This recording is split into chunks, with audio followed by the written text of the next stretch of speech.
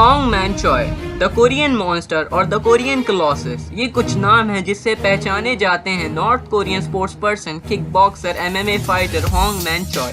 जरा गौर करें इनकी हाइट पर। ऐसी हाइट होना कोई आसान बात नहीं। ये फाइटर एक बीमारी यानी डिसऑर्डर के शिकार हैं जिसका नाम है एक्रोमेगाली। ये बीमारी इंसान के कुछ बॉडी पार्ट्स को उम्र भर बढ़ने देती है। 7 फुट 2 इंच की हाइट और 165 किलो वजन की वजह से चोय दुनिया के कई विशाल रेसलिंग एथलीट्स की लिस्ट में आ जाते हैं। चलिए देखते हैं कुछ और दिलचस्प बातें चोय के बारे में। चोय ने कोरियन फिल्म में मेन कैरेक्टर के रोल में काम किया और अप्रैल 2008 में चोय ने कोरियन नेशनल आर्मी में 26 महीने अपने देश की सेवा भी की, मगर मेडिकल एग्जामिनेशन में फेल होने की वजह से इन्हें उनकी मिलिट्री ड्यूटी से रिहा करना पड़ा। इसका मेन रीज़न उनकी बीमारी या डिसऑर्डर नहीं बल्कि उनकी दृष्टि यानी विजन है, जो कि ब्रेन में ट्यूमर होने की वजह से है। पर अगर आप इन्हें फाइट करते देखें तो आपको बिल्कुल भी एहसास नहीं होगा कि इन्हें कोई बीमारी है।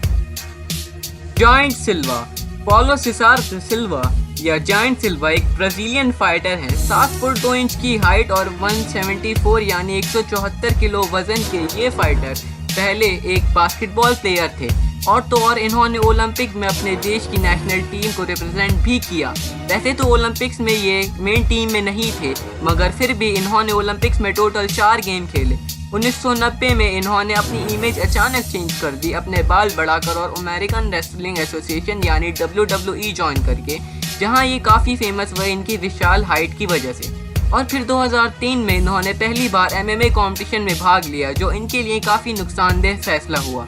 इनकी फेमस होने की वजह से इन्हें शुरुआत में ही काफ़ी खतरनाक और एक्सपीरियंस फाइटर से मुकाबला करना पड़ा, जिसकी वजह से दर्शकों ने इनका इनएक्सपीरियंस फाइटिंग स्टाइल और टेक्निक का काफ़ी मजाक उड़ाया, जिसके आगे चलते सिल्वा को नी यानी घुटने में इंजरी और काफ़ी चोटों का सामना करना पड़ा। सिल्वा के ने फाइट में डिफेंड करने के लिए अपने विशाल हाथों का इस्तेमाल बखूबी किया, मगर ये 8 बैटल से ज़्यादा MMA में टिक नहीं सके। उसके बाद इन्होंने MMA छोड़ने का और WWE में वापसी करने का फैसला लिया। चैड रोवन या अकेबोनो तारो, ये एक सक्सेसफुल सूमो फाइटर और प्रोफेशनल रेसलर हैं। 6 फुट 6 इंच की हाइट और 225 किलोग्राम वजन के ये पहले हवाईयन सूमो रेसलर हैं जिसने जापान में सूमो रेसलिंग में ग्रेट चैंपियन की रैंक हासिल की। इनकी और तकुमा हाना और वकानो हाना की फाइट की वजह से सूमो रेसलिंग की 1980 और 90 में पॉपुलैरिटी बढ़ी, पर इनकी सूमो रेसलिंग करियर के आखिरी दिनों में कुछ फाइनेंशियल प्रॉब्लम्स के चलते इन्हें मिक्स मार्शल आर्ट्स यानी MMA में पार्टिसिपेट करना पड़ा, जो कि इनके लिए इतना अच्छा फैसला साबित नहीं हुआ। इमैनुअल यारब्रो, इनके करियर की शुरुआत प्रोफेशनल सूमो रेसलिंग से हुई और आगे चल के जूडो रेसलिंग और अमेरिकन फुटबॉल में भी इन्होंने हिस्सा लिया। और यारब्रो ने दुनिया के सबसे भारी वजन वाले स्पोर्ट्स पर्सन होने का गिनीज वर्ल्ड रिकॉर्ड भी कायम किया। इनका वजन था 270 किलो और 6 फुट 6 इंच की हाइट। 1995 में यारब्रो ने सूमो वर्ल्ड चैंपियनशिप जीती और अपने प्रोफेशनल करियर के बाद ये अमेरिका के सूमो एम्बेसडर बन गए। 1990 के शुरुआत में यारब्रो को दुनिया का बेस्ट सूमो रेसलर होने का खिताब भी मिला, पर वो फिर भी आगे लड़ना चाहते थे, जिसके चलते उन्होंने MMA में पार्टिसिपेट किया। हालांकि UFC में इनका करियर उतना रोमांचक साबित नहीं हुआ। MMA में इमैनुअल ने टोटल 3 फाइट लड़ी, जिसमें से 1 फाइट जीती अपने विशाल शरीर की मदद से। अलेक्जेंड्रो लंगू, मिलिए अलेक्जेंडर लंगू से, जो कि फेमस रोमेनियन बॉक्सर और जूडो फाइटर हैं जिन्होंने MMA की दुनिया में भी कदम रखा।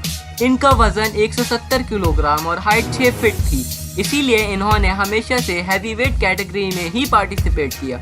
MMA में इन्होंने टोटल 15 फाइट लड़ी, जिसमें से 10 फाइट के ये विजेता रहे। अक्टूबर 23, 2005 में इन्होंने प्राइड मैच में जेम्स थॉमसन के खिलाफ फाइट लड़ी, जिसमें इन्होंने थॉमसन को कुछ सेकंड्स में ही नॉकआउट कर दिया, पर अगले राउंड में ये अचानक थक गए, जिसके चलते थॉमसन फाइट जीत गए। मगर आगे के सालों में इनकी फाइट मार्क बुचनन से हुई, जिसकी जीत के साथ इनके रोमांचक करियर की शुरुआत हुई। एलन करेव, अपनी पैदाइश पर इनका वजन 7 किलोग्राम और 6 महीने के बाद इनका वजन 18 किलोग्राम था। क्या आप सोच सकते हैं कि जब ये 18 के हुए, इनका शरीर काफ़ी प्रोफेशनल रेसलर से भी ज़्यादा ग्रो हो गया था, जिसके कारण इन्होंने सिर्फ हैवीवेट कैटेगरी में ही पार्टिसिपेट किया। एलन का स्पोर्टिंग करियर आर्म रेसलिंग से शुरू हुआ, जहां इन्हें काफ़ी सक्सेस मिली। इसके अलावा इन्होंने सूमो रेसलिंग भी सीखी और 2002 में ये एमेच्योर सूमो के वर्ल्ड चैंपियन बन गए। और फिर 2005 में इन्होंने मिक्स मार्शल आर्ट्स में उतरने का फैसला किया। शुरुआत में इनकी फाइट काफ़ी स्ट्रॉन्ग ओपोनेंट से हुई।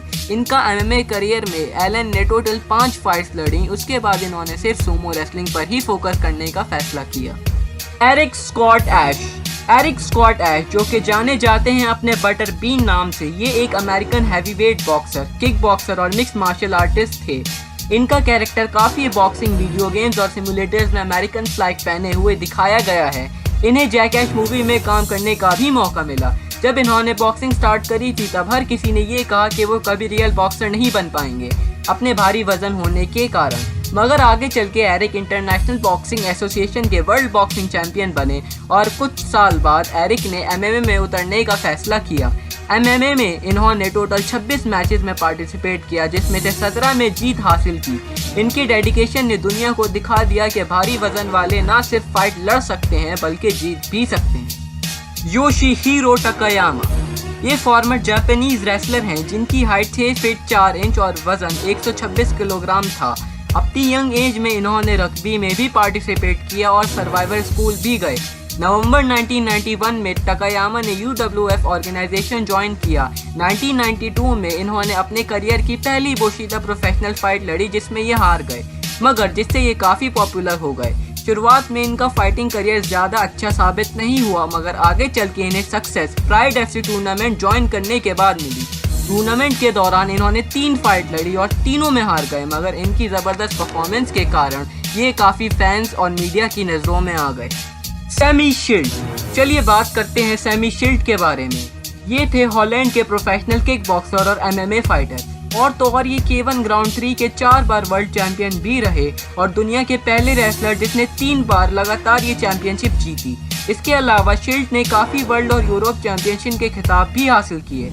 और तो और इन्होंने ट्रांसपोर्टर 3 जैसी मूवीज़ में काम भी किया। मई 2001 में इन्होंने UFC में कदम रखा और पहली फाइट में पीट विलियम्स जैसे फेमस फाइटर को हराया। आगे चल के ये एक फाइट एमेचर फाइटर से हारे, तब इन्होंने UFC छोड़ने का डिसीजन लिया। इनके एमएमए करियर में इन्होंने टोटल 41 फाइट्स लड़ी, जिसमें से 26 फाइट्स में विजेता रहे। Bob Sapp, Robert Malcolm Sapp एक former American boxer, mixed martial arts fighter और प्रोफेशनल रेसलर हैं। बॉब ने पहली एमएमए फाइट योकोहामा में लड़ी 28 अप्रैल 2002 को, जिसमें ये विजेता रहे और जापानीज फैंस और मीडिया की नज़रों में आ गए, जिसके आगे चलते इन्हें K1 और प्राइड FC जैसे बड़े ऑर्गेनाइजेशंस में भी बुलाया गया। अगस्त 2002 में 4 महीने के एमएमए एक्सपीरियंस के साथ इन्होंने एंथोनी रॉड्रिगो के साथ फाइट लड़ी। इनकी ज़बरदस्त स्ट्रेंथ और टेक्निक की वजह से बॉब ने रॉड्रिगो को ज़बरदस्त टक्कर दी, मगर उस फाइट में ये एंड में हार गए। पर आगे चल के उस फाइट से ये एमएमए की दुनिया में काफ़ी फेमस हो गए, जिसके बाद इनके रोमांचक करियर की शुरुआत हुई।